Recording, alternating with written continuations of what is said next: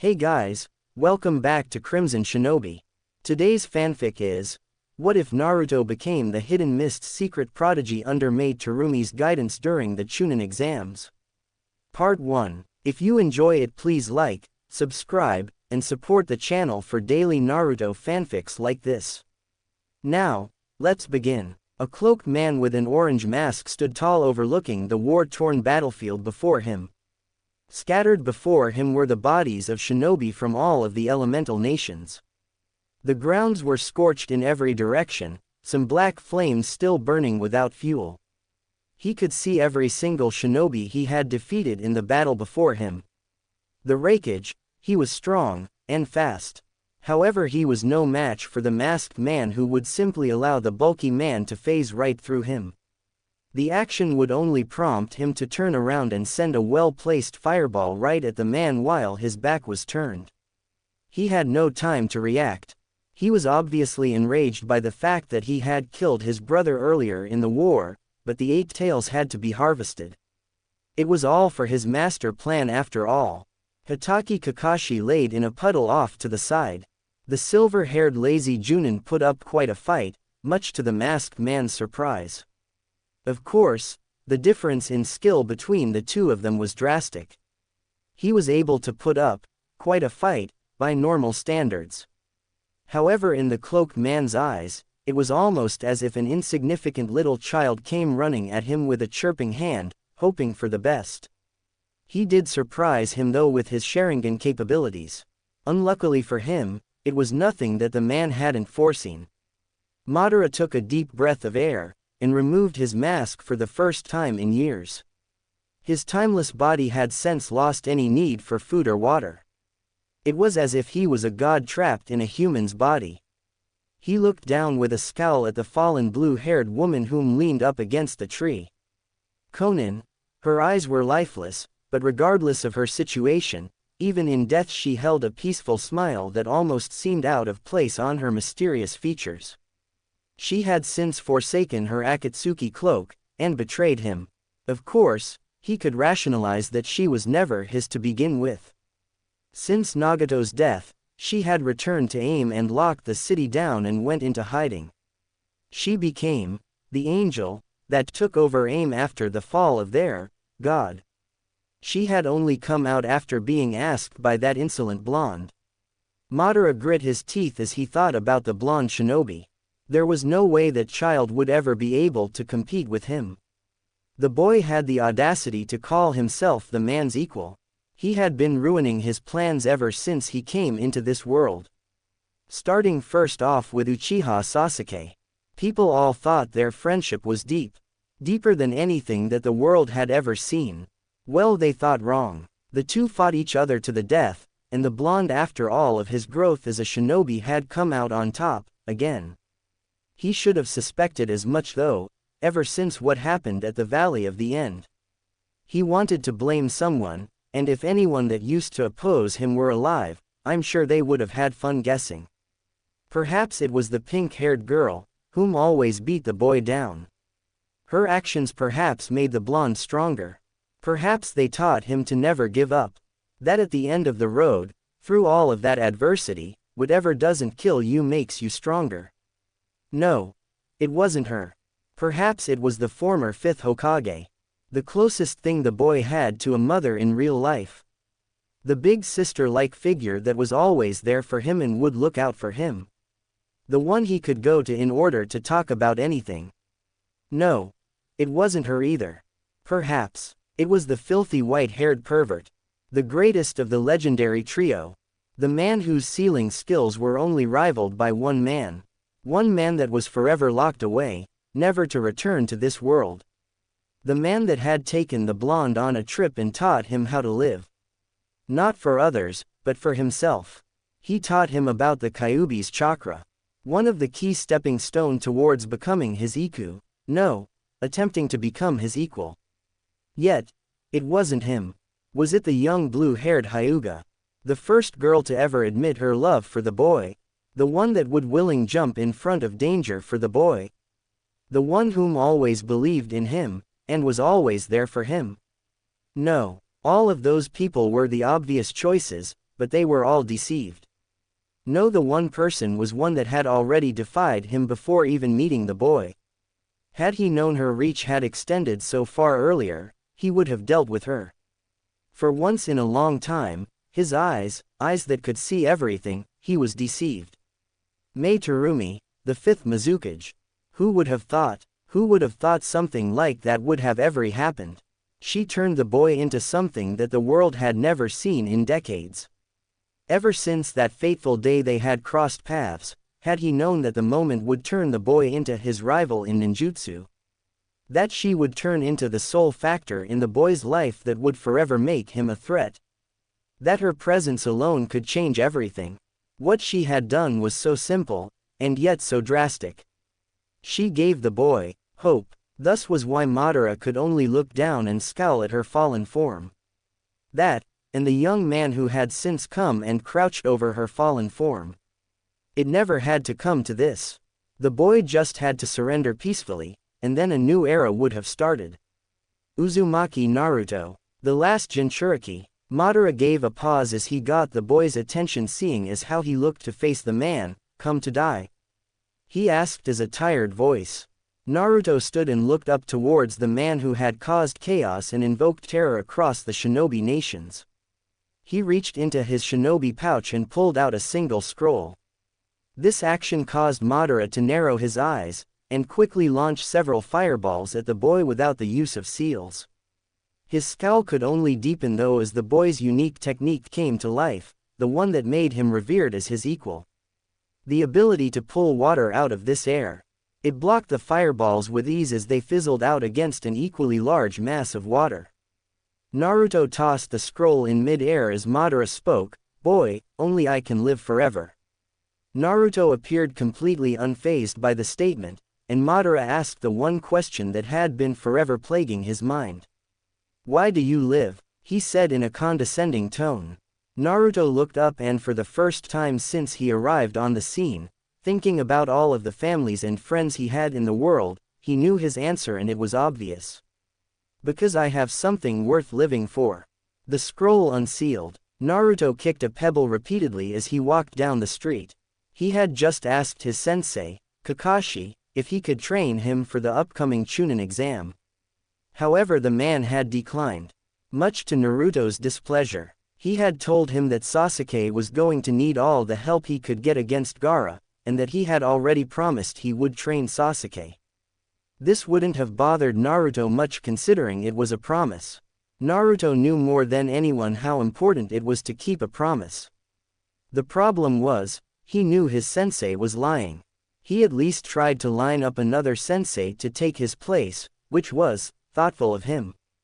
That was until Naruto met the sensei that was supposed to train him. He had defeated the poor bastard with a jutsu designed for perverts. The man had literally passed out. Naruto couldn't rely on anyone that would pass out for hours at a time over a single jutsu that was designed for perverts. So here was his problem. Sure, Sasuke was going to have trouble with his fight against Gaara without a doubt. Yet, Naruto was going to have trouble with his fight too. It wasn't like the Rookie of the Year Hyuga was going to be any easier. At least Sasuke had a few useful techniques under his belt that could possibly stand a chance against Gaara. There was no way for Naruto to even hope to beat Neji unless he was able to pull some win out of his. So when he arrived at his favorite training ground, and saw a woman in ragged dark blue clothing there walking on water, he was instantly mesmerized, and had already begun making his way over there. Naruto's situation in the village being the Kyuubi's vessel certainly did not make him the greatest candidate for the best dressed title. He owned very little, and the few things he did own were rather beat up. For example, his complete wardrobe consisted of 2 second-hand orange jumpsuits that have been stitched and patched up several times. Then naturally a couple pairs of underwear and a couple black shirts. That and some overalls that no longer fit him, but kept them for sentimental value. To be blunt, he looked homeless. Naruto sat down on a rock nearby the lake. The woman had since begun going through what appeared to be several different fluidly moving taijutsu stances. He could have swore he saw the water boil and bubble beneath her feet, but he didn't know for certain. He didn't even know if the woman had known of his arrival and the fact that he was watching her. The woman was young and slender, she couldn't be a day older than 25. She had ankle-length auburn hair with several bangs, one that continually covered her eye at all times. She had on dark blue nail polish and lipstick, which surprised Naruto slightly. It was an exotic look in his opinion, at least the color choices. Perhaps it was because of the area where his apartment was located, he was just used to all women wearing ruby red lipstick, high heels, and fishnet clothing with miniskirts. The proctor of the second part of the Chunin exam only solidified that opinion, since the only other female kunoichi he had seen besides her was one that, instead of fishnet, used bandages to cover her body, frankly not much better. She continued twisting and turning through various movements. It looked like a dance the way she was performing. Then all at once, she stopped and turned into water falling into the lake. The action thoroughly confused Naruto until he felt a hand on his shoulder, and someone lift themselves quickly over the stone to plop down and sit next Naruto. "I usually charge for lessons, you know," she said with a smile as she turned her head to look at Naruto. Naruto nearly flinched when she sat down next to him, but her smile calmed him down considerably. He stayed silent for a moment as he looked out over the lake to where she was formerly. "So how were you doing all of that? Like walking on water?" Naruto asked, genuinely curious as he turned back to face the woman. The woman looked amused and replied, "I'm Mei Terumi, nice to meet you too," she said in an overly cheerful voice that held hints of sarcasm, which indeed got Naruto to flinch and look slightly ashamed. "Sorry," he said in embarrassment, "I'm Naruto, Uzumaki Naruto," he said slowly, hoping she wasn't like most whom after learning of his name often make excuses to leave. However, to his surprise, the woman just chuckled in amusement. "Uzumaki Naruto She closed her eyes and leaned back with both hands on the rock as she gently began swinging her feet back and forth. She looked quite relaxed. "I've heard quite a bit about you around town."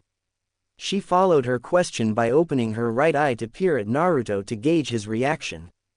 Naruto scowled a bit at the mention of his reputation, but said nothing. So the woman continued, "They say that you are a demon and can't be trusted." She finished her statement slowly, making sure to say every word. Naruto's expression turned sour once she said that. "That you are a real handful." She sent him a questioning glance. The boy looked as if he was ready to just get up and leave. Yet her steady hand that she put on the boy's shoulder kept him in place.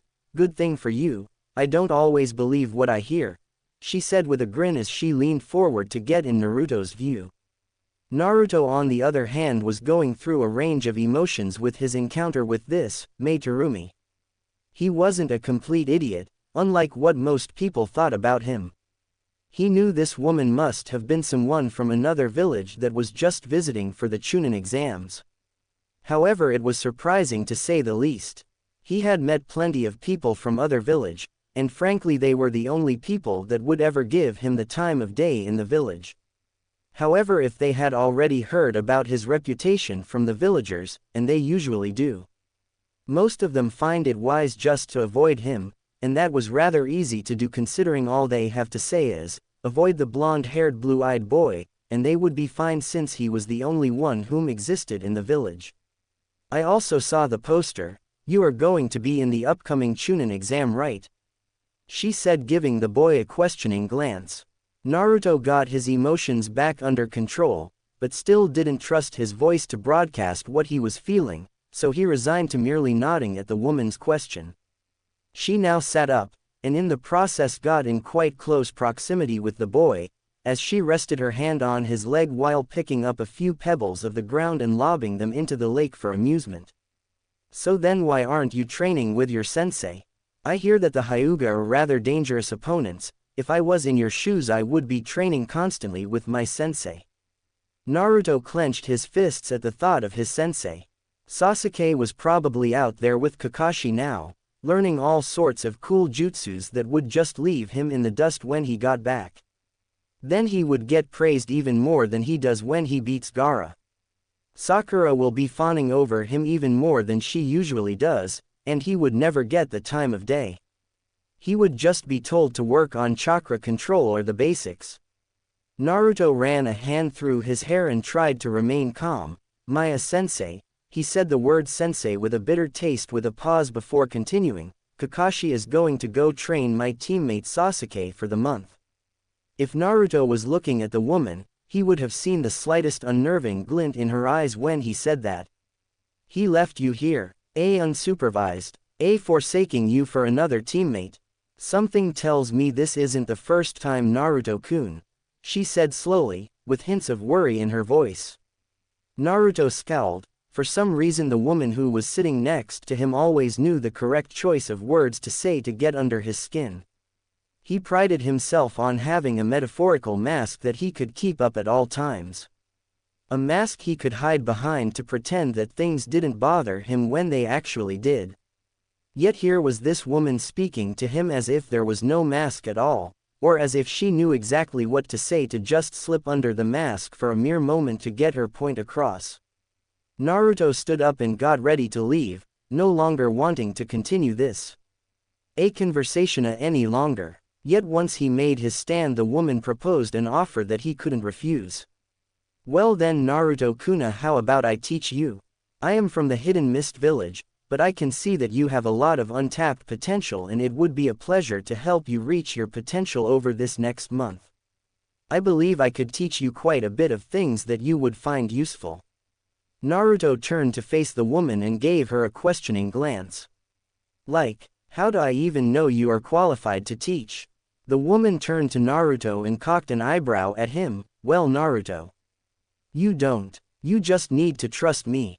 What other options do you have?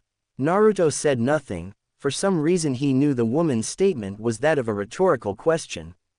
I am going to have to decline. I have had some bad experiences in the past with teachers deceiving me. The woman shrugged her shoulders and stood up and walked to the water, calling at Naruto. All right then, Naruto. I wish you the best of luck with whomever you hope to train with in the coming month, she said as she took her first step out onto the water as several clones of her began to rise up out of the water.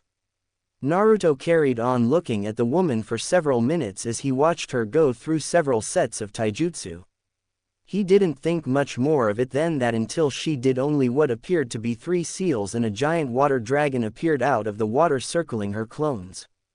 The giant beast gave a roar before flying up and crashing back down, merging once again with the water. Naruto pursed his lips and thought over what the woman said to him and sighed before saying, "Damn it," and going off towards the lake where the woman was.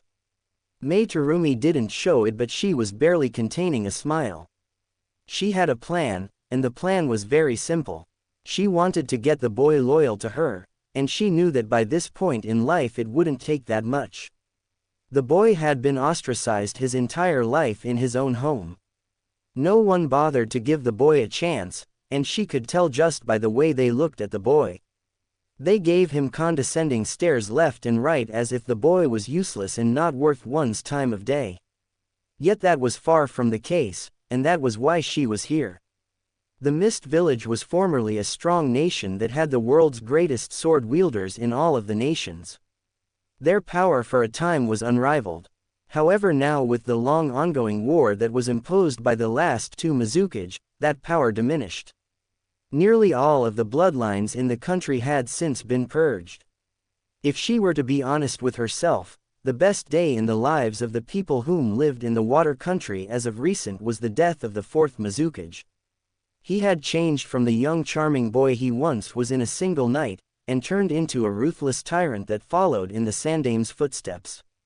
In short, the reason why she was here for Naruto was to obtain the one thing the Mist lacked presently: power. They were lucky with the fact that at least 2 of the 7 shinobi swordsmen had stayed loyal to the Mist throughout the war. That fact of the matter was that with the loss of 5 of their strongest shinobi, and the purge of the bloodlines, the Mist was no more powerful than that of the snow, waterfall, or rain villages. Something which needed to be corrected quickly. When she had received intelligence that Konoha had a Jinchuriki that had no ties to the village, and seemingly wanted to become the Hokage with no real reason as to why besides the fact that people would acknowledge him. She had a simple plan. The boy grew up without anyone ever giving him the time of day, or never having time for him in general. She would be the first person that would be there for him. Frankly, the plan was simple, manipulative, and effective. Desperate times called for desperate measures. She could only hope that she didn't grow too emotionally attached to the boy, for when she would reveal to him who she is, she could only hope that the boy would side with her and follow her. She was confident that he would, she just didn't want to become overconfident. She heard a speech that had been passed down from generation to generation in the mist. It was that from some wandering nobody whom was in the art of crafting toy puppets and was said to have a repertoire of 102 puppets at the time. Yet that wasn't what was important about the man. What was important was what he said. He said that people tried to coast through life putting forth as little effort as necessary to get by. When left unchecked, people rationalize away the reasons they should do their best, or even do it all. He felt that what keeps people in check is judgment of other people they care about. He gave the examples of people wanting their parents to be proud of them, their love interests to notice them, the people they admire to befriend Tama, and that was why they try. The wise puppeteer said, "These connections to other people are strings that constantly tug at you, pulling you in this or that direction. Without these strings to tug at them, people, like puppets, are inclined to do nothing at all." Truly a wise statement, but nothing groundbreaking, of course, until Mei continued to listen to the story of this man and analyzed what he had to say. A young boy whom at the time was listening to the puppeteer could only say that it wasn't right to compare people to puppets, which naturally got the puppeteer talking once again. "Perhaps," the old man said, giving a pause for dramatic effect, "but assuming I'm correct for a moment, what happens when someone becomes disconnected from the strings? When everyone a person cares about dies or leaves, or when they never had anyone to begin with? They are left adrift in an empty world, without ties to other people, and thus very little purpose in their lives." That was where Naruto came into all of this. The boy was born an orphan, and the only ties to other people that cared about him were weak ones. The Hokage whom was busy running a village and only saw Naruto a few times a year. Or the owners of a ramen bar that he came to become friends with because of his unhealthy addiction and pitiful budget. What reason did the boy honestly have to try hard to become a ninja? With no one to judge him, or to question him for not trying hard enough. His own sensei had cast the boy off to the side in favor of a different student. Naruto was, and still is, stuck in a state where he alone had to gauge when he would stop trying. He had no one to tell him that there was a solution to his problems. The boy was a shell of a human, a person that had lost hope. Therein was why she was confident. She could change the boy, change him so that he no longer subconsciously doubted himself. So that he no longer thought he was just wasting not just his time by the time of other people. The fact that he would have a mentor, a real teacher, that could tell him that there was a solution to his problems and that it was within his reach. Her actions, she knew, would not just boost the boy's confidence, but it would give him hope. Her and her alone would be his reason to try hard, to not let her down because she and she alone believed in him and gave him the time of day. She knew from first glance that Konoha had failed their Jinchuriki, and the most obvious part about their failure might as well have been a bright neon sign with great big letters pointing to the boy saying, "I'm clingy." The boy was clingy, not by nature, but by a product of his environment. He would cling to her like a lost puppy after a minor gesture of goodwill. The boy was desperate, and desperation only attracts vultures.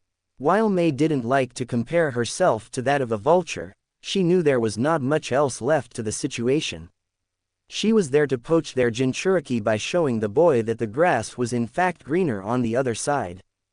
If it came down to her having to put herself in a situation where she would show the boy love for his first time, he would forever be shackled to her at the hip, the boy would never leave her.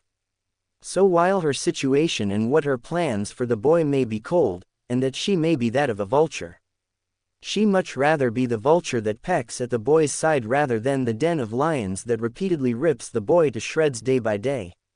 Naruto sighed as he stripped himself of his jacket, shirt, and sandals before wading into the lake and calling out to the woman whom was now sitting cross-legged on it.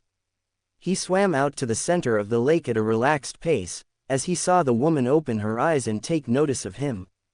He swam right up to her, at which point he was swimming right in front of Mei, whom had since moved from sitting to a crouch on one knee.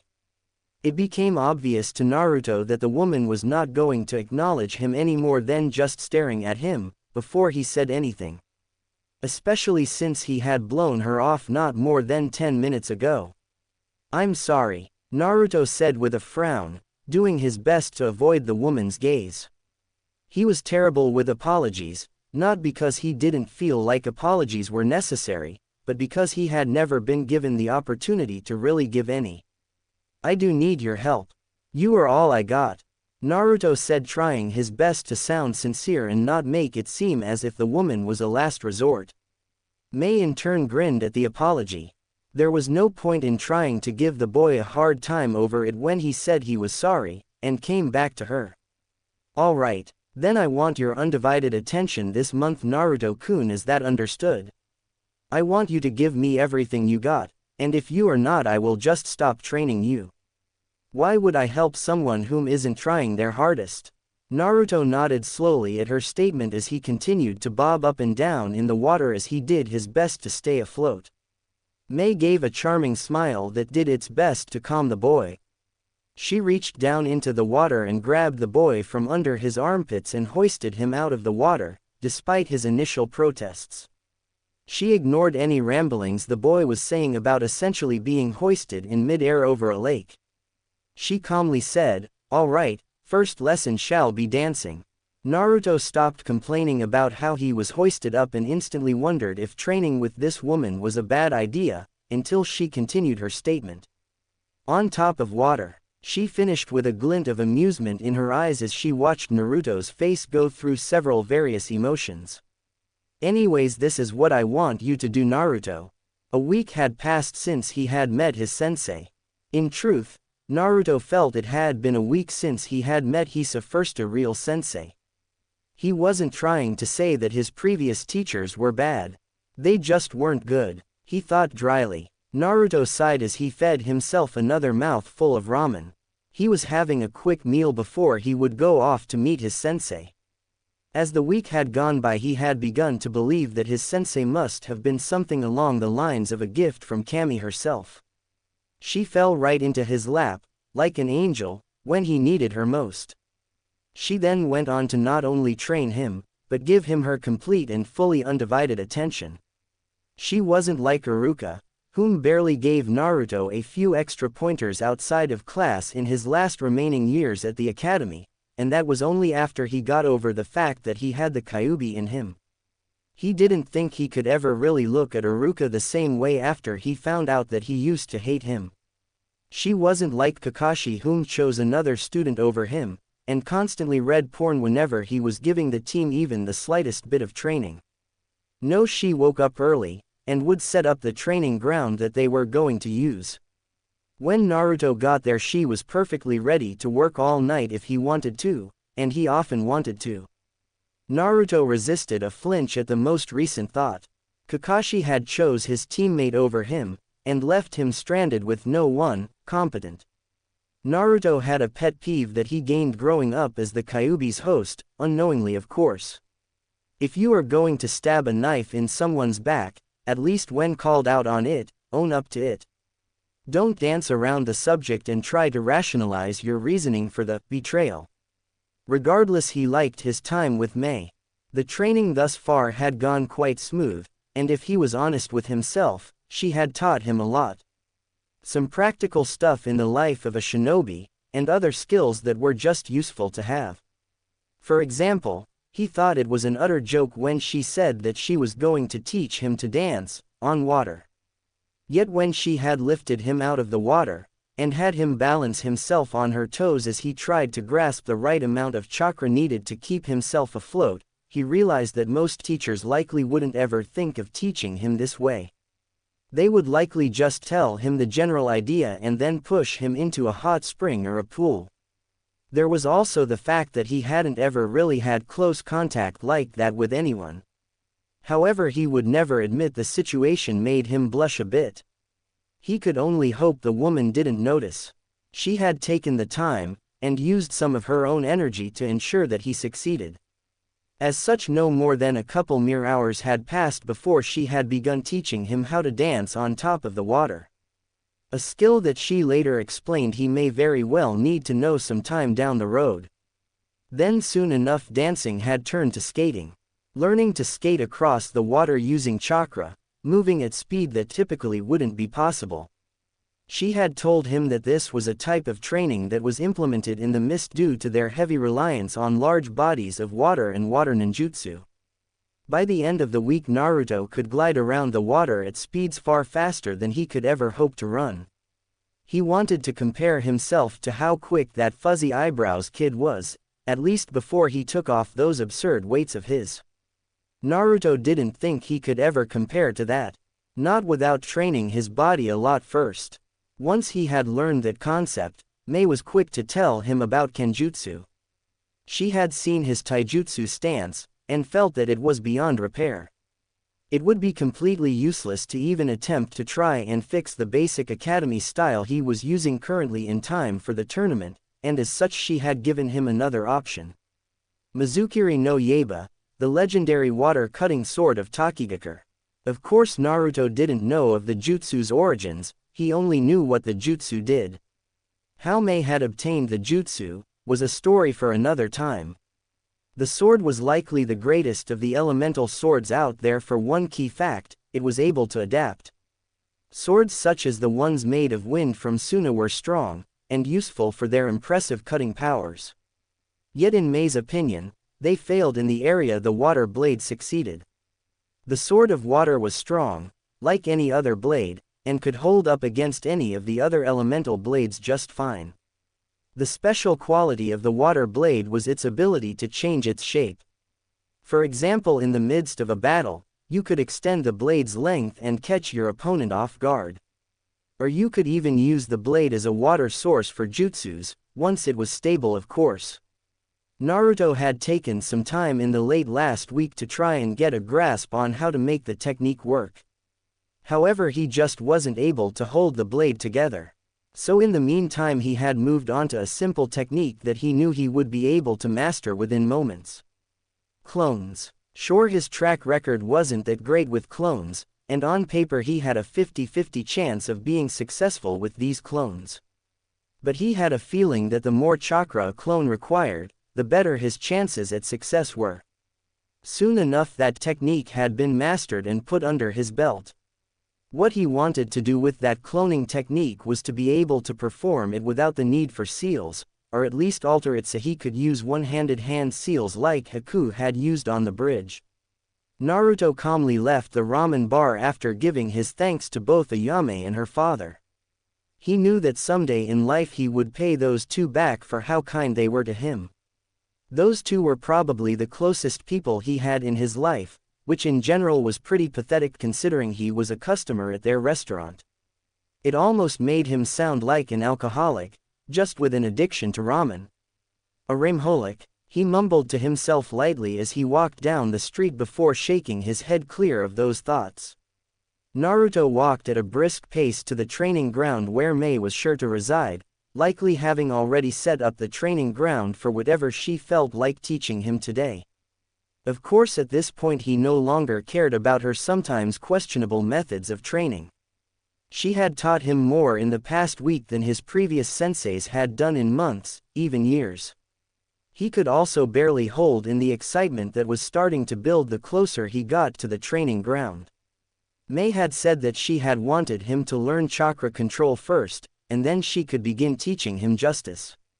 Yet since he had mastered water walking by the end of last week, he couldn't help but grin as he got onto the training field, with the thought of new jutsus which he could show off, and more importantly impress Sakura-chan.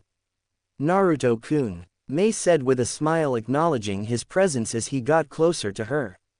Hey Mei-sensei, so what are you going to teach me today? he asked with a grin as he stripped himself of his orange jacket.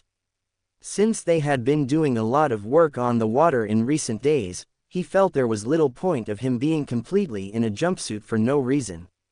Mei gave a small smile and motioned Naruto to come towards a large rock she was standing by. Naruto, I'm afraid I found out some things about you which I would like to clarify. Naruto instantly paled the moment she said that, 1,000 thoughts going through his head a second. The most important ones that crossed his mind several times were, does she know about Kyuubi? And, is she going to stop training me? Naruto reluctantly sat down beside her and waited to unveil the news of what she had heard about him. Mei ran a hand through her long auburn hair, as she swung one of her legs over the other, making her ragged dark blue clothes rise up. One of the many things he would never understand about the woman. How was it she had more beauty than any other woman he had seen in Konoha, and yet she dressed like that of someone who was homeless? Naruto, Mei began with a weak smile as she turned to look at the boy. I heard yesterday after our training, some of the civilians of this village decided to come up to me and tell me that you are the host of Kyuubi, the nine-tailed demon fox. Is that true? Alright, so she may have lied a bit, she already knew about that fact. However, it would not hurt to get the boy to trust her even more with her following actions. Naruto didn't say anything and looked at his feet, not really wanting to answer the question. Mei, however, had expected as such, and pulled the boy close, nearly onto her lap and wrapped her arms around him. She quickly felt the boy heat up, and she knew if she could have seen the boy's face from this position, it would have been bright red. I just want you to know, Naruto-kun. She began as she began to gently run her hand through his hair. You are not the Kyuubi, and in fact this only makes you far more special than I originally thought when I met you. You are a Jinchuriki, Naruto. Naruto had literally felt his heart warm the moment she had told him that he was not the Kyuubi, and appeared to be accepting of his situation. Of course this didn't last long, as that feeling was quickly replaced with confusion at the term Jinchuriki. Mei, whom picked up on the boy's confusion, clarified what it meant for him, a product of human sacrifice. I know it may not sound great, but you are a hero, Naruto, and you are not alone. Naruto had taken the liberty at that point to nearly do a full 180 spin and blurt out, what do you mean I'm not alone? He asked in surprise, and an underlying tone of hope, hoping that there was someone else out there like him. Mei smiled and ruffled his hair lightly. Well, there are 9 demons, Naruto. You just happen to have the most powerful inside you. My village, the Hidden Mist, we have 2 Jinchuriki in our ranks. They are the heroes of our village for the sacrifice they made in order for our village to survive. One of them even became the Mizukage due to the general village populace loving him. So she may have stretched the truth a bit on that one, especially since they currently only had 1 Jinchuriki, and then 1 turtle that was in a gated area of the ocean behind the Mist's main island under heavy watch. However, Naruto didn't need to know that. Naruto gave a weak smile once she mentioned that. It was a good feeling knowing that there were others out there like him. However, he couldn't help but be bitter at the fact that they were treated like heroes, whereas he was treated like the dirt beneath people's boots, even with the sacrifice he had to endure throughout his life. It wasn't fair. Mei grabbed hold of Naruto's hand with the hand she wasn't using to run through the boy's hair. Naruto, Kyuubi makes you special. For example, your chakra reserves must be nearly endless, right? That, and you likely never get tired. You could go without sleeping, I imagine, correct? Naruto didn't say anything, he merely nodded his head. Ever since he had found out about the fox, he had thought the thing was nothing but a curse. Nothing but a thorn in his side. Yet when he reflected back on the beast, every time he was in need, the fox was there to help him. The fox was there to make up for his lack of training. Mei continued as the boy sat in silence. Then, Naruto, I believe I have the perfect training for you, that can allow you to train 100 hours in a single hour, perhaps even 1,000 hours worth of training in a single hour. Yet first, I must give you a lesson, because over the past week I have come to understand a bits and pieces about how you act as a shinobi. Naruto had perked up at the training, but decided to stay silent and just enjoy the close proximity he had to the woman. He imagined that this was the first time he had ever been held in the arms of anyone since the fourth Hokage had sealed the fox in him. Everyone else seemed perfectly content with ruffling his hair, as if there was a "no touching Naruto" clause on the village. Naruto, you have told me about your teammate Sasuke, whom you say thinks he is so special because he has the Sharingan. You hate the fact that he is capable of just looking at a jutsu and being able to copy it right. You think it is unfair. Mei questioned the boy in her arms as she rubbed her thumb on the back of the boy's hand. Naruto scowled at the mention of Sasuke, because it instantly made him think of what Sasuke was doing with Kakashi and the sorts of training the boy must have been getting. Naruto nodded his head in frustration. I think it is bullshit. He nearly yelled as he kicked a rather large rock several yards across the training ground. Suddenly his feelings on the subject just began pouring out. Because of those eyes of his, everyone in the village feels the need to kiss his. He even stole parts of a taijutsu style from one of our own shinobi, he finished in frustration. Yet why does that bother you, Naruto? She said suddenly after he finished his statement. She spun the boy off and out of her grip, and onto the ground in front of her. I am teaching you because I believe in you, Naruto. I believe that you can become great, probably one of the greatest shinobi that the world has seen in a long time. Yet, in order to become great you need to come to terms that this is a world of killers. That your life is training, and becoming stronger. That you have to wake up every morning and realize that it is do or die. The Sharingan is a tool, an ability that allows the wielder to copy any jutsu he sees. However, don't fault him for using it. Get mad that the world is the way it currently is. Your teammate Sasuke uses that ability for whatever reasons he likes, yet it all comes down to whether he should copy the ability and at least have the knowledge of it for later use, and it very well could save his life someday. Or not to copy a jutsu, and then later down the road his life may be at stake, and he could have saved it with that single jutsu he chose not to copy because people felt it was wrong. Mei ran a hand through her hair as she knelt down next to Naruto's form on the ground and placed a firm hand on his chest. I am not trying to defend your teammate Naruto. However, I have told you before, I am not training you to be good in these finals. I am not training you to do great in these finals. I am training you to win these finals, and to be the champion of these Chunin exams. In order to do that I need you to realize that in our life, where it is a constant struggle between life and death, there is no such thing as fair and just. I am going to train you to take every advantage, every opportunity, and then how to fight not just well, but tactically and intelligently. So do you accept that, Naruto? Or shall our training together end here? Naruto closed his eyes and took a deep breath of air. No, I understand what you are saying, he said a bit bitterly. Not that I have much of a choice, he thought bitterly. He hated the fact that she was right, not for the fact that she was right in general but more so since the subject was about Sasuke. Even when the Uchiha wasn't around, he somehow seemed to come up. So what is this training method you have for me? He said as he gently removed the woman's hand from his chest and sat up with a frown on his face.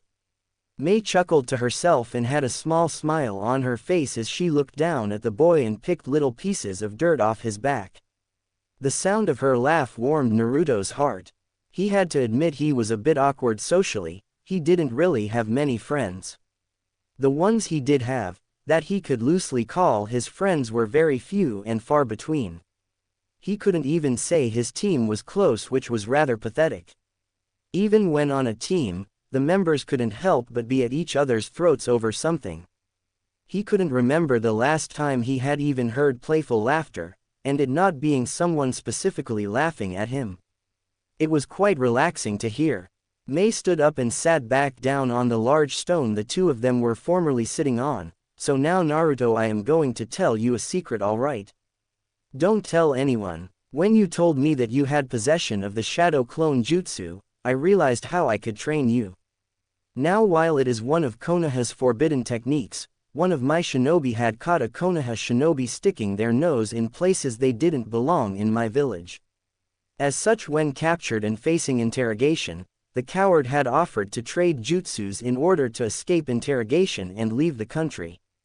The Kage Bunshin was one of the techniques my shinobi obtained. Naruto stared at her questioningly and tilted his head to the side silently, looking in wonder. This eventually proved to unnerve the woman, and Mei closed her eyes in frustration and asked, "Why are you staring at me like that?" Naruto paused and opened his mouth to speak before closing it. This happened several times as he tried to form the words, and he eventually said, "Well, I am just curious now about what rank you are in your village. You consistently just said that they were my shinobi, and my village, my shinobi obtained. You were talking as if they were your shinobi." "I am Ju." Mei had gotten wide eyes momentarily at the boy's analysis of her statement. "And here they say that Uzumaki Naruto is a bit on the slow side." She thought to herself as she realized that she would have to choose her own words more carefully when speaking to the boy from that point on. Although, she could always bully him into not stressing over it. She cut him off saying, "I will tell you my rank when we arrive at the Chunin exam finals, alright Naruto? No earlier. You will also not pester me to tell you, and you will not go out seeking what rank I am. If I find out you are, our training together will be done with." "Understood," she said with a cold gaze as she looked down on the Jinchuriki. Naruto reluctantly nodded his head. He wanted to know more about Mei, but not at the cost of him losing his only teacher for this month. "The training I have never would have worked had I not found out today that you were the Kyuubi Jinchuriki." Okay, so maybe she lied a bit there. She always intended to have the boy go through with this training, she just didn't know when. The shadow clone technique is unique and different from any other clone out there that I know of. The reason for this is because the shadow clone creates an exact copy of the user, and once dispelled, any information the clone obtains when summoned is transferred back to the user. Now I know you must be thinking, why haven't I noticed it before? And this is what I believe. What you have told me from your fights, you never used the clones to do anything more than full-on frontal attacks. Frankly Naruto, you are very tactical. They weren't really taking in more information, and I bet you felt that you were just very aware of your surroundings, rather than noticing that the clones were actually constantly sending information to you every time they were dispelled. Their theory is that when you are using the clones for training, any form of training you do, besides physical training, the clones will retain that information and transfer it back to you. This training, however, would never work with anyone besides you Naruto, because you have such high chakra reserves. Other people wouldn't be able to sustain that many clones. Do you know how many clones you can make Naruto? Mei asked, slightly anxious as she gave her explanation. The possibilities, all the things this boy could do if he chose to train like this constantly. A single body that has the opportunity to learn a full year of experience in a mere day if done right. He could be the most powerful shinobi on the planet. She could only thank Kami that other villages didn't know the Kage Bunshin Jutsu, and Konoha had kept their Jinchuriki ignorant. Otherwise all of the Jinchuriki in the world could have thousands of years under their belt in experience before they have even left their teens. Naruto frowned as he thought about it. He had been told that creating shadow clones were dangerous, but in all honesty, he had never felt the slightest chakra drain using them. That part he naturally blamed the fox for, not that it was a bad thing of course. Naruto shrugged after thinking it over. I could probably make 1,000 or something like that just fine. I don't really feel any chakra drain when I make them, so I don't know how many I can make really. Mei did her best to hold in her surprise when the boy said that he could make 1,000 clones if not more. However, when the boy had told her that, a whole new idea had come to mind that she couldn't help but grin at. Naruto, I have several things I need to help you with, such as your seal which you told me about. I will eventually get to it, but, tell me, what do you know about your Nadaime Hokage? Scene break. Naruto sighed as both he and Mei went off for their break from training. She had been training him since 8:30 in the morning till 3:30 in the afternoon. To most ninja, they wouldn't consider that very long. However, what she had Naruto do would have tired any shinobi out. Naruto didn't know what Mei was getting at when she mentioned the Nadaime Hokage. Yet after she explained how the Nadaime Hokage became one of the greatest shinobi in the world, and thought of as the world's greatest water jutsu user by even shinobi of the mist. His chakra reserves were that of which she could compare to a former shinobi in her ranks. Naturally Naruto wanted to comment when she said, her ranks, but he bit his tongue so he wouldn't lose his teacher. The shinobi had since left her ranks, Hoshikage Kisame, supposedly the greatest of the 7 shinobi swordsmen. He had a chakra supply of that of a tailed beast, and that was whom she compared the Nadaime to. She explained to him that her people had been trying for years to pull the water molecules out of the air, to do water jutsus without any pre-existing resource. However, it was just impossible for the average shinobi. The concept of pulling the water out of the air is extremely simple, yet the reason no one can do it is for the fact that they literally need to saturate the air around them constantly with bits of their chakra. It wouldn't really be that great of a technique if it weren't for the fact that since it is your chakra saturating the air, only you can use the water in the air, and no one else can just come out of a corner and create a water dragon right in your face. So with that thought in mind, she had Naruto start working on the technique with the assistance of clones. Again, it wasn't a hard concept or skill to learn. Many of her shinobi in the mist could do it, just not effectively due to how much chakra was required to do so. As such, Naruto had picked up the technique quite quickly and was able to do it in a single area effectively. Now her task for him was one that she was even forcing him to practice now. Saturating the air with chakra even as they moved around. Something that would certainly be harder to do, but if her could learn how to do it. He had the makings of becoming one of the best water users in the world simply because he could create water jutsus without a pre-existing source.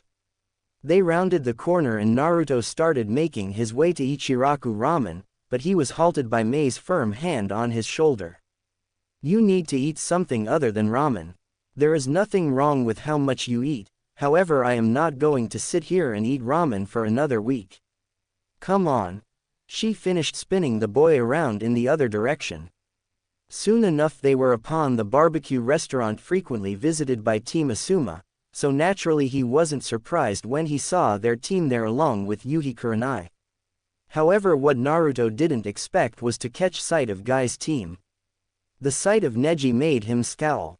Not for the fact that they were to be pitted against each other in the exams, but for the fact that the guy was an asshole.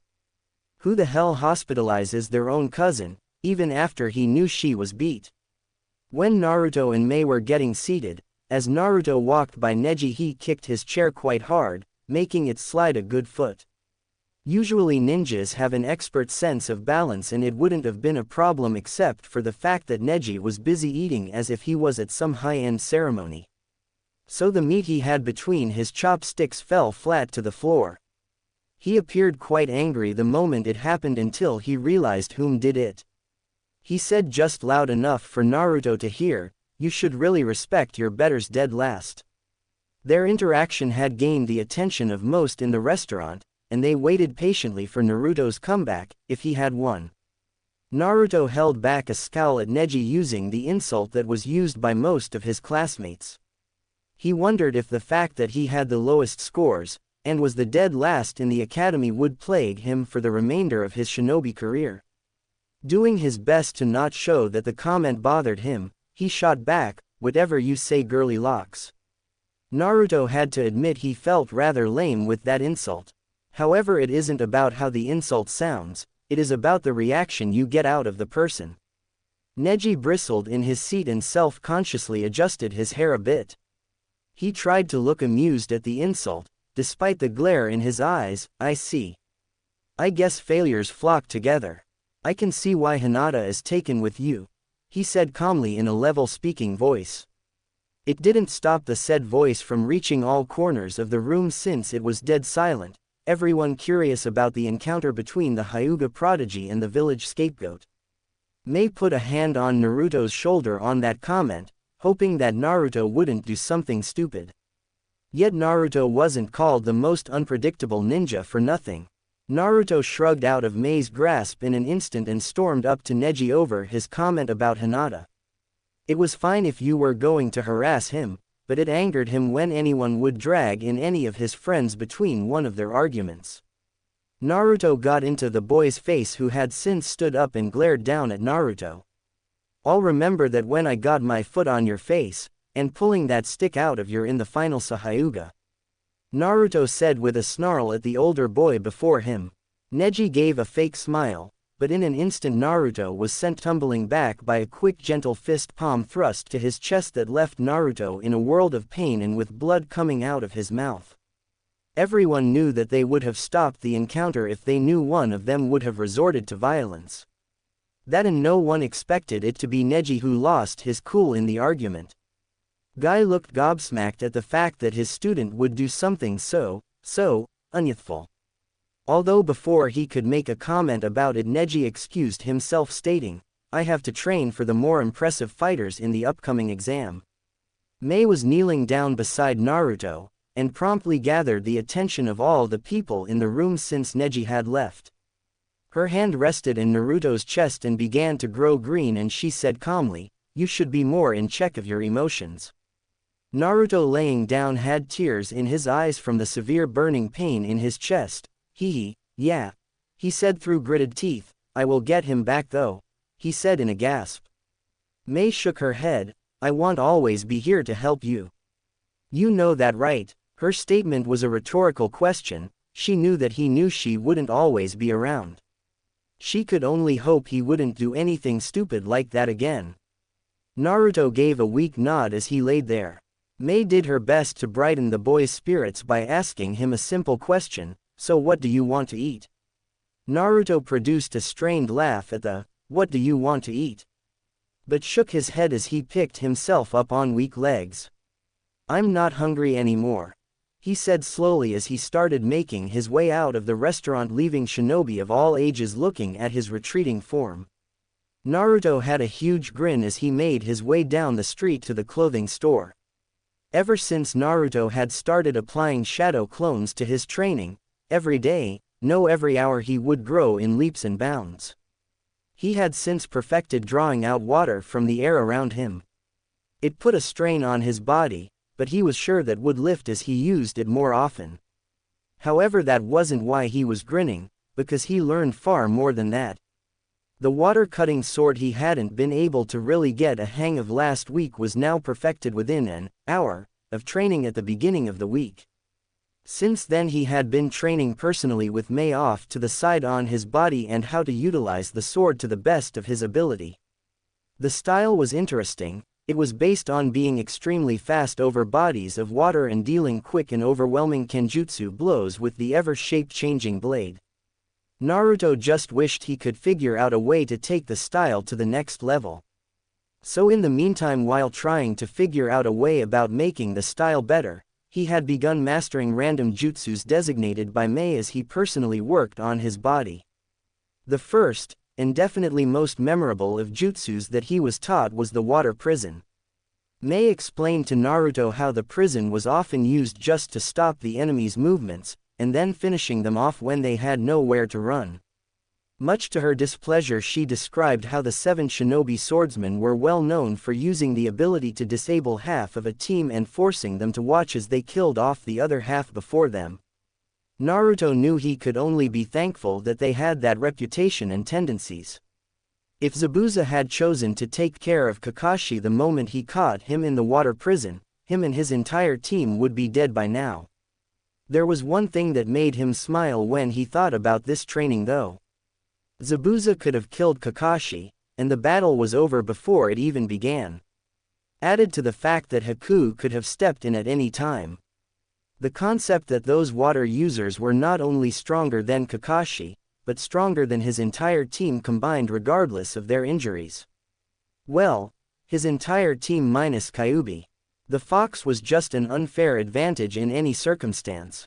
Regardless, The thought made him grin that he was learning some of the water jutsus that had been used by Shinobi better than his sensei. The next jutsu he came to learn over the week was very entertaining to watch when coupled with the fact he could do water jutsu, without a source, which of course was just pulling the molecules out of the air. The water wall, a standard water jutsu that became legendary in the hands of Konoha's Nadaime Hokage. The jutsu would create a spinning vortex of water around the user that operated like a shield. Due to its spinning properties, it was nearly impenetrable by most jutsus. The only ones that could really stop the technique were solid earth techniques. Even the counter-element, lightning, was rendered useless in the hands of the late Hokage. The water's current would merely provide a channel for the lightning to flow on before it would fizzle out like some weak firecracker. Naruto had also begun trying to create one jutsu that he felt could assist him in making this kenjutsu style he was learning even better. The problem was he was trying to learn it with one-handed hand seals, because if he couldn't do it with one-handed hand seals or without the use of seals, the technique was completely useless to him. Naruto broke himself from his train of thought as he appeared in front of the Shinobi clothing store. Much to his displeasure, he found both Sakura and Ino in one corner of the store, and he did his best not to be noticed. Mei, despite the clothing she wore, seemed to have a ton of money. She gave Naruto an absurd amount of cash to buy his clothing from the store, and she just said, "Get something nice," and blew. Naruto could barely contain his grin. He usually never had money to buy clothes that he wanted, so he stuck to the orange jumpsuit. However, he did like blue, it matched his eyes quite well. Of course Naruto wasn't some fashion hound, but he did have a sense of what looked good and what didn't. It all came down to the money to buy it. Naruto was already in quite impressive shape before his training with Mei. He just never showed off his figure due to the fact that he always wore baggy jumpsuits. The training Mei had him doing only further improved how toned his muscles were. The standard training of a civilian could take months to obtain a desired level of fitness, where with a shinobi it could be done in mere weeks with the assistance of chakra. One of the reasons Naruto couldn't help but be impressed with Lee, whom didn't have that privilege and yet still kept in the best shape possible. Now Naruto was by no means bursting at the seams with his muscles, but he did have muscles that were hard as a rock, that were hidden by his jumpsuit. Yet with the money in hand, he had the intent of buying something that showed off how hard he worked, and show everyone that he worked extremely hard at becoming a ninja, contrary to popular belief. Naruto walked over to the area of the store dedicated to pants and shorts among other things. He was doing good staying out of Ino and Sakura's line of sight as well. Naruto pulled some very dark blue overalls off the rack that he knew would loosely cling to his body, and the lower half would actually be quite loose on him. Naruto was a fan of overalls since he was a kid, mainly because before you can buy shinobi clothing you have to be in your final years of the academy. So in the meantime Naruto would always wear these green overalls over a black shirt with his green goggles and run around causing mass chaos. Naruto did have a feeling though he would look rather nerdy wearing overalls, so he held onto them but did his best to try and find something else he could use to spice up the outfit. He walked past a series of standard shinobi pants, something he didn't really want. He had been standing out his entire life, no point trying to conform now. Especially when it appeared that no one really gave a damn about him, particularly his sensei, Kakashi. That thought naturally made him scowl, and brush his was past the typical Chunin, Junin, and Anbu pants that reminded him all too much of Kakashi's typical attire. Naruto came across a rack with an assortment of different sashes, and for a moment he for some reason became mesmerized and began thinking over his potential outfit in his head. There were numerous sashes just hanging there, typically worn by sword specialists, but on rare occasions by shinobi. They were mostly all in bright colors such as red, orange, and yellow. Likely trying to stay true to Konoha showing its will of fire. However, there were a few others, such as a simple black sash. There was one that did stand out from all of the rest, and he knew with Mei telling him to get something blue, she would love this. The sash was long, going down to the ankles. It only covered one side of his legs, so it certainly would be an interesting contrast to see one leg covered to the ankle, and another showing the standard overall shorts that went a bit past his knees. When Naruto picked up the blue sash, he realized that it had an intricate black design that reminded him of something along the lines of sea dragons, or sharks diving and re-emerging on the water's surface. He quickly took it off the rack and draped it over his arm with a grin. He now realized that with his current clothing, having any form of tool pouch would be rather odd, so he didn't even bother looking for them. It wasn't like the style he was working on with Mei was really reliant on ninja tools anyways. If something came up that changed that, well, he could cross that path when he came to it. Naruto walked to the other side of the room where there were several assortments of armors on the wall. It ranged from chain mail, to small bucklers, to full-on gauntlets. Naruto, when he saw the gauntlets, could only grin. He had been doing things big his entire life, no point stopping now. Go big or go home, right? He thought to himself with an amused smile.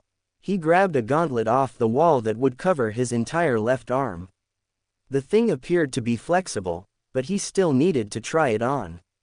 The one thing he was happy about was that prospect of it being another way to block incoming attacks.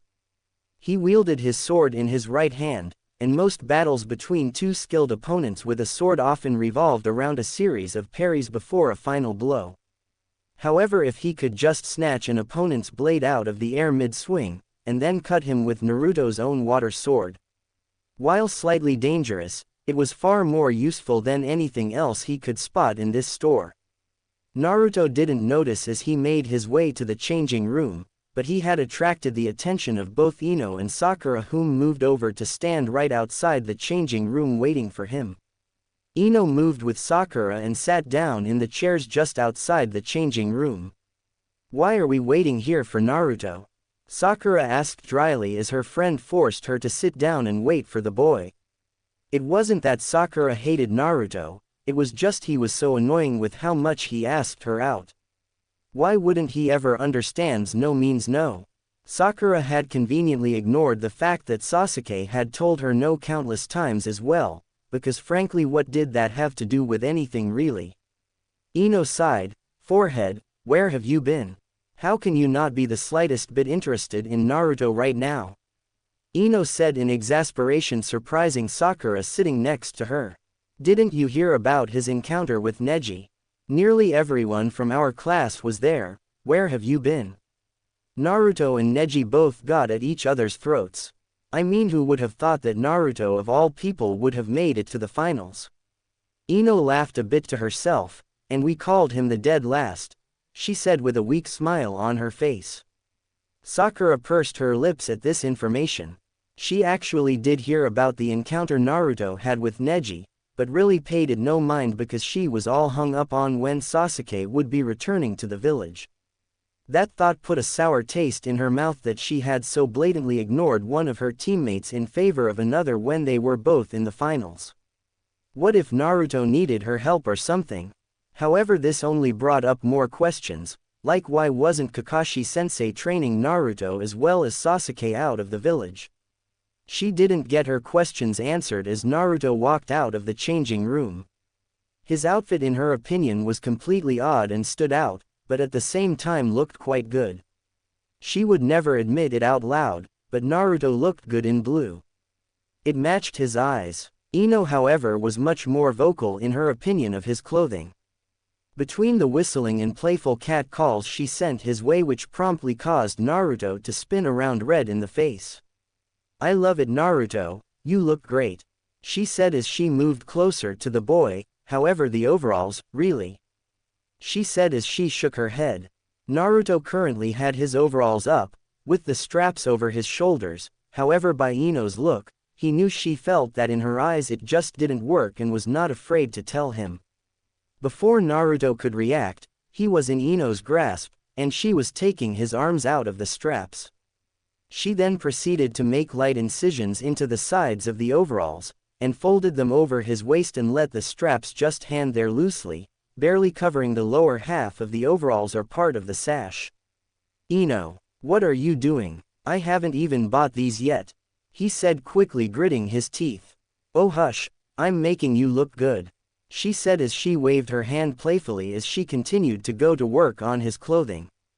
Sakura, whom was just standing off on the sides this entire time thinking of all of the bad things she could say about Ino to Sasuke, like how she was all over Naruto in a clothing store, suddenly stopped her train of thought.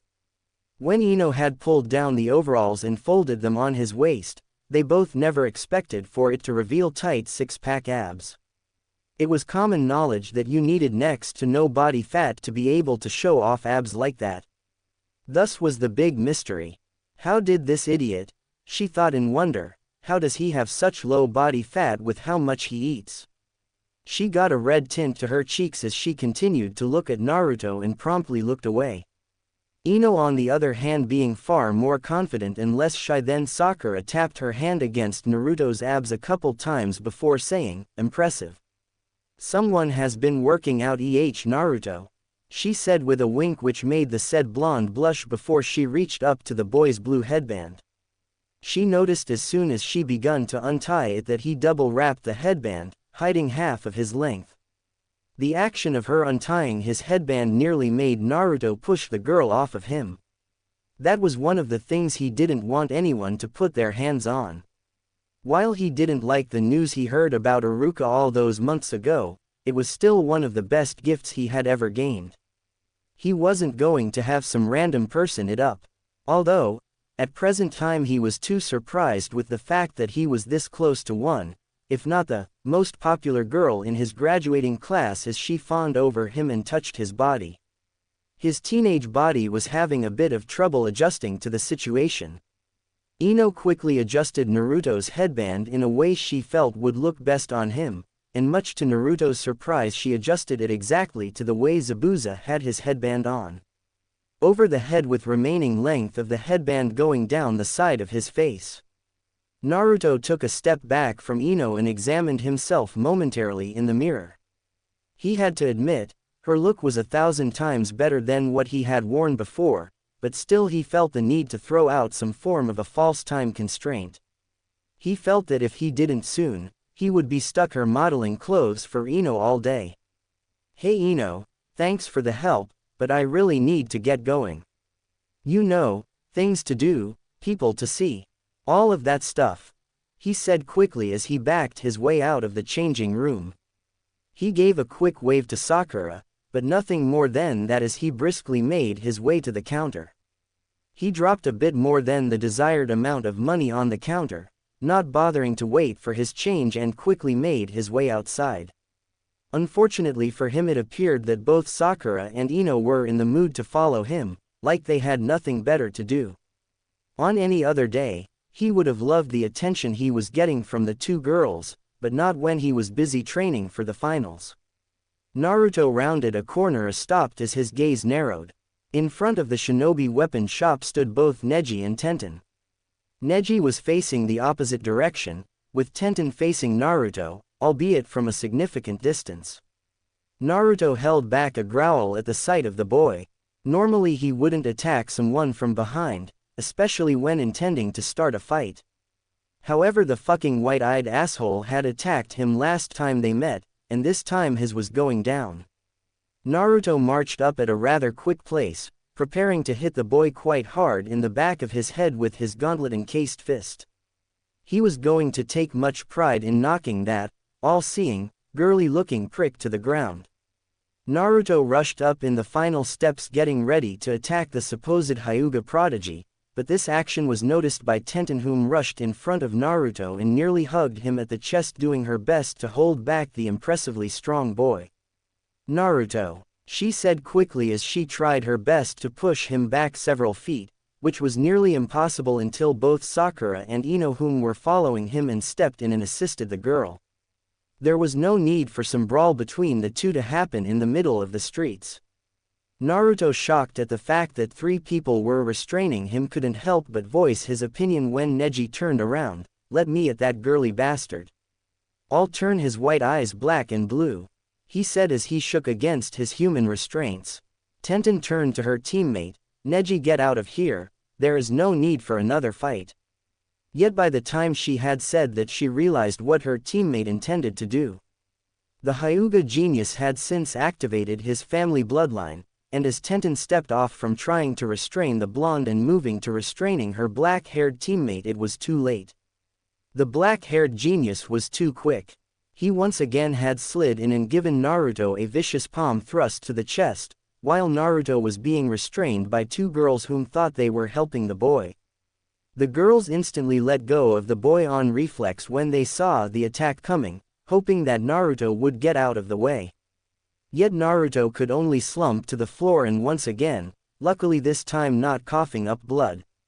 Through blurry vision he watched as the Hyuga prodigy smirked and gave him a condescending stare and saying, "Give up, Uzumaki, you are fated to lose against me always. It would only be foolish for you to intend to fight me at the finals," he said calmly before walking off. Tenten had rushed over to Naruto, nearly shouting in his ears a string of apologies with slightly teary eyes. She didn't know Naruto that well, but the fact of the matter was that her actions were the ones that caused him to get hurt. That fact alone hurt her own pride. With her role model being Tsunade, one of the legendary Sannin, the greatest healer in the world. Her actions causing someone to get hurt, and having no way to help the boy afterwards. Well, it was a significant blow to her pride. She had intended to stop a fight, and thought that her teammate would have taken the high road. She knew that Neji could get violent, but the boy was never even that violent with Lee. She had no idea why this boy got on her teammate's bad side so easily. Neji wasn't one to just get angry and attack someone over a simple tournament. There had to be something more to this rivalry that was starting to grow between the two, something more than just the upcoming finals. Naruto grit his teeth as he sat up. He wasn't in near as much pain at the first time, perhaps it was like he was used to the familiar burning in his chest. Still, it didn't stop a scowl from spreading to his face as he stood on shaky legs. He looked down the long street as the Hyuga prodigy turned the corner, and his first thought was to chase after him. However, he took a deep breath and relaxed himself. He knew he had things to take care of, but he did know there would be one place he would be visiting later. The library. Time skip, 7 days till the finals. Naruto gave a heavy sigh as he walked down the street beside Mei. He was close to mastering the technique he had been working on. He had technically already accomplished his intended goal with the technique. He just wanted to try and be able to utilize the technique without hand seals to make the skill all the more powerful. The technique wasn't even hard really, it was merely a variation on another technique. However, if he could do it without hand seals, it could prove to be one of the more deadly abilities out there, and in his arsenal. That aside, he did have fun learning several techniques over the course of the week. This week, unlike last week, it was mostly offensive techniques, much to Naruto's pleasure. The first jutsu was one he knew very well. Hell, how could he ever forget the first really destructive jutsu he had seen?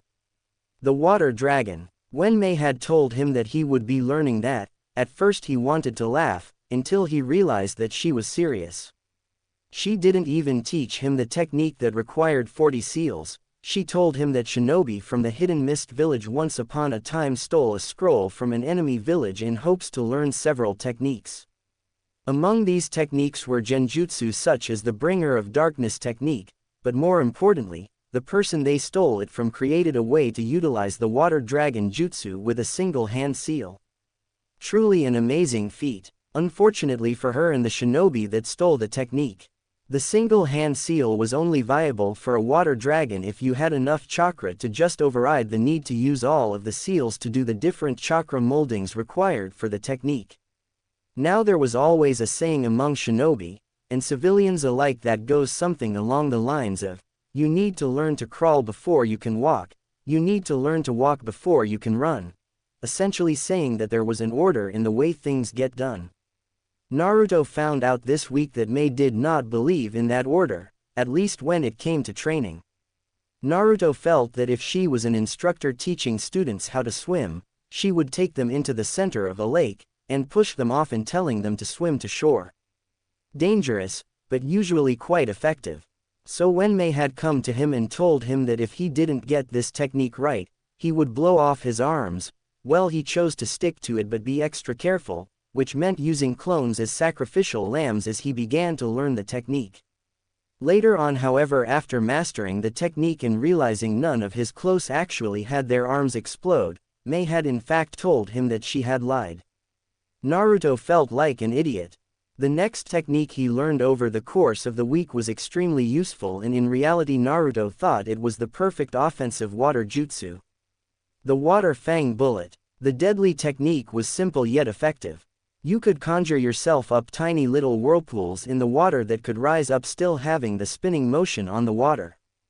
The current that is applied to the rising water gives it the potential to maim the opponent quite effectively. The fact that you can make them sprout up virtually anywhere there is water only adds to the dangers of the technique. The last technique that Naruto was able to perfect this week was quite simple, much to contrary belief. The problem with the jutsu was the required amounts of chakra that were needed to perform it. Added to the fact that Naruto had been learning to perform this jutsu without an initial water source, well, the technique would be nearly impossible. Mei had told him that only 2 people in history, at least to her knowledge, had been able to perform such a feat without a water source. The technique was commonly used to create a watery battlefield, fueling the power of any water user out there. Yet for Naruto this technique was mainly a way to quickly perform the ability to draw water from the air. Naruto didn't personally feel the technique was that useful for him, but he wasn't going to look a gift horse in the mouth on the subject. As Naruto walked down the street with Mei in step with him, he could barely contain his smile. The thought that he had come so far in such little time. All he needed was the experience, and he knew that he would become quite the shinobi.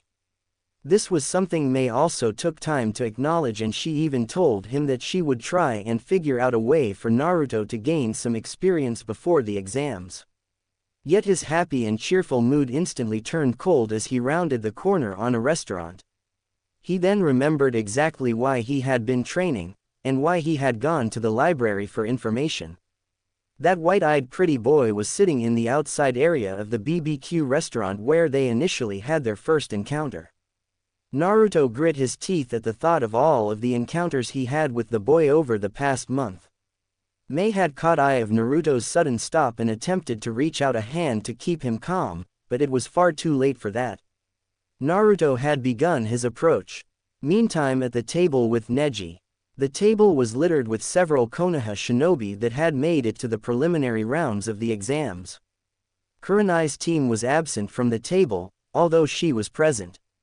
Sure, she was not the greatest fan of the Hyuga male sitting at the table, but she wasn't going to let that boy get in the way of her spending time with her boyfriend, Asuma. Asuma had all of his genin here, and he had for the majority of the month had a 4th member of the team that was Sakura. Despite how much both Ino and Sakura fought each other, they still remained friends, even if distant. This only became even more evident after their battle at the preliminaries for the exam. Yet he had to admit, as bratty as the two could get, they were both rather amusing and fun company to have around. Especially with the fact that until just recently, both Shikamaru and Choji were wrapped up with their families most of the time training. Shikamaru sat at the table leaning his head back over his chair. He was tired, and that much was obvious to everyone around the table. When his dad had found out that he had made it to the Chunin exams, despite the lazy attitude that they both shared, they had both decided to dive right into training for the finals. However, the day-to-day training wasn't so bad, at least until this week where it had begun to take a toll on his chakra coils. It was one of the main reasons as to why he had free time right now to go out with his friends. He wasn't supposed to be training. From now on, he would just work on strategy with his dad at night before bed, and a bit more in the mornings before he went in to get his assignments for the day. Sakura and Ino spent their time at the table chatting amongst themselves. They both were throwing ideas back and forth about what exactly Sasuke was learning from Kakashi during this 1-month period. However, as they began to talk more and more, not only just now, but over the last month about what Sasuke could be learning. Naruto came into conversation. Now it was not typical in the slightest for Naruto to be the topic of conversation for the girls. However, this month, not only just them, but nearly anyone who lived in Konoha had been thinking a bit about the young Uzumaki. The word of his encounters with the Hyuga had only served to spread across the village, and rumors spread by Yamanaka Ino spread like a cancer. The final trio worth mentioning at the table were that of Guy's team, well, of the members that could walk, that is. Lee was still held up in the hospital gravely injured. Tenten had actually shot up several notches on Naruto's favorite people list. Ever since she essentially assisted Neji in getting Naruto injured, she had been coming by his house almost daily to check up on him. If Naruto was honest with himself, it grew to be almost annoying. Yet she still insisted on checking up on him, and showing him that she was sorry. While it was a sweet and kind thing to do, there was no way it was going to stop him from getting Neji back. Especially after the entire village had gotten word of Naruto getting his handed to him twice by Neji, when the cheap bastard only decided to attack him at times he is not expecting it or couldn't fight back. Guy was the final member of the team whom didn't know how to act with the current situation. He prided himself with having the most youthful students around. Yet this tournament had shown him that one of his students had fallen farther than he could have imagined. Crippling your cousin, attacking fellow Konoha shinobi multiple times. Guy didn't know if he should stand behind his student and support him, or if he should support his eternal rival's student. The group sat at the table calmly talking. They had more than likely just finished eating and were just sitting around talking and drinking their sodas. Though the group's topic was one that the village had been stumbling onto continuously. Neji, I still don't understand how you could do that. I was holding Naruto back so that you wouldn't have to fight. Why would you go and attack him? Tenten said through gritted teeth. Everyone at the table knew that the subject was extremely touchy for the weapon user, and that she felt an extreme amount of guilt about what happened. Neji stayed silent and calmly took a sip of his soda before replying, the kid is a failure. Whether I attacked him or not had no consequences. The boy is not going anywhere, and he is nothing special. His academy records show that just fine. The fact that the Inuzuka had lost to the boy should bring shame upon his family. The group stayed silent at that, Kurenai giving the boy narrowed eyes as she let the boy's words sink in. She was tempted on putting the boy into a multi-layered genjutsu until she saw a couple turn the corner down the block. She saw Naruto, and strangely enough that same woman whom Naruto decided to eat with a couple weeks ago walking down the block. That was until Naruto stopped dead in his tracks before clenching his fists. She knew exactly what was going to happen. She could only hope the young Uzumaki wasn't the one whom ended up hurt once again. Back to Naruto. Naruto threw caution to the wind and briskly moved in with a slight jog that slowed to a quick walk as he grew closer to the table. Mei had taught him a lot of things other than just jutsus over the month. Such as a shinobi being in control of their emotions was like an unspoken rule. Well, Naruto told himself, the rules, I have never listened to them anyways. Naruto quickly rushed up to the black gate that separated the restaurant from the street, and Neji had his back too, and he promptly got the attention of everyone at the table. However, most were too surprised by his appearance to even say anything. It is too bad for Neji that his eyes couldn't see full circle at all times, or he would have seen this coming. Hyuga Neji, Naruto yelled as he grabbed the boy by the neck with one hand and the back of his shirt with another. I am not going to wait for the finals. Naruto yelled as he threw the boy over the gate and caused him to roll several feet through the street. His white Hyuga robes were now covered in dirt and dust stains. The Hyuga Prodigy was quick to get up with a glare of narrowed eyes and activated his Byakugan in an instant, sliding into his family's fighting stance. Naruto, however, paid no mind as he backed up to the table ever so slightly, reaching behind him to grab the alcoholic drink that Kurenai had since poured into her cup. The others at the table had expected her to protest, particularly Guy. However, Kurenai could very well care less what happened to the Hyuga prodigy, and frankly was hoping Naruto was able to give the boy a significant injury. "You backstabbing, white-eyed, girly-haired, little bitch," Naruto said a string of curses as Neji's muscles tensed as he prepared to slide in for what Naruto didn't know, but happened to be several well-aimed tenketsu attacks that would have left the boy immobile. Neji slid in quickly, preparing to strike out with both hands, and everyone at the table thought Naruto was once again going to get his handed to him by the branch member. Yet, Naruto once again surprised them. He pivoted to the right, letting the first strike pass right by him as he caught the boy's other hand with his free hand. Naruto then used Kurenai's alcoholic drink and splashed it into the boy's eyes.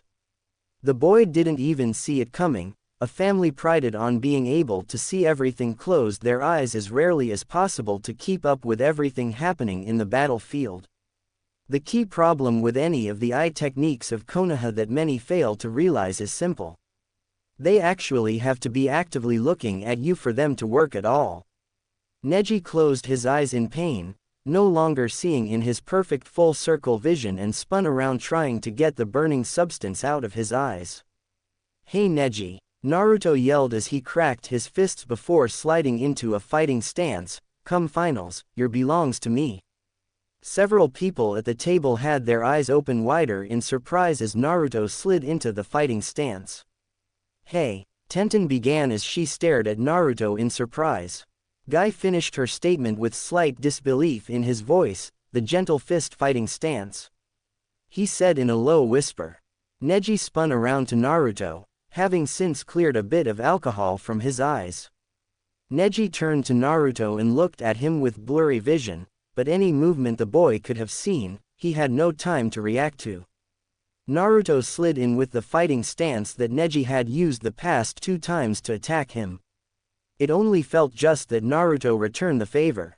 He could only hope that his trips to the library to uncover exactly how the stance worked would pay off. Naruto reached his palm back, gathering chakra in it before violently hitting the Hyuga in the chest. The effect was instantaneous. The boy curled over Naruto's hand, gasping violently in pain before shooting off down the street a good 15 to 20 feet. Everyone at the table was wide-eyed in surprise, and most couldn't help but feel the slightest bit happy at the Hyuga getting kicked around by Naruto now. "Oh my god," Ino exclaimed like a giddy schoolgirl as she grabbed Sakura by the shoulders and shook her. Naruto just used the Hyuga family signature style to get back at Neji. "Can you believe how many people are going to start talking about this after I spread this around?" Ino said with the slightest glint in her eyes that made anyone whom knew the gossip queen well get a bit of a sweat drop in the back of their heads. Guy, Kurenai and Asuma had all stayed silent as their students got into a bit of back and forth bickering about what had just transpired. They watched and prepared to step in at any time as Naruto walked over to the now fallen Hyuga prodigy. They couldn't shake from their mind the simple idea that that was not how the Hyuga fighting stance was supposed to go. However, Guy could finish the thought as he looked at the young Uzumaki in wonder and then down the street to the young woman in ragged blue clothes. It didn't look intentional, but Naruto just used the basic steps of Tsunade's legendary taijutsu. Naruto paid no mind to all of the crowd that had now gathered around the group of them. He was too busy sifting through all the memories that flooded his head as he thought about his encounters with the boy laying at his feet. Naruto sighed deeply and reached into one of the very few pockets he had on his clothing now, and pulled out a roll of several papers held together with a string and a little tag hanging off of it. The tag read, the gentle fist. The copies of the fighting stance he pulled from the library. Now who is the Hyuga to say that the fighting stance is useless without the Byakugan? Naruto didn't know a damn thing about the style. All he wanted to do was read through the basics of it, and learn that palm thrust to turn the white-eyed girly boy into a heap of trash on the ground. Naruto set the scroll down right by Neji's face and walked away. However, if he had stuck around longer, he probably would have grinned at what he heard Ino say. "Did you see that forehead?" Naruto gave the signature Hyuga palm thrust to Hyuga Neji. How personal can this get? She asked in an excited tone. Even if the event had occurred several minutes ago, everyone couldn't help but admit that the blonde's energy had been rubbing off on everyone else at the table, and they couldn't help but grin at what the girl was saying.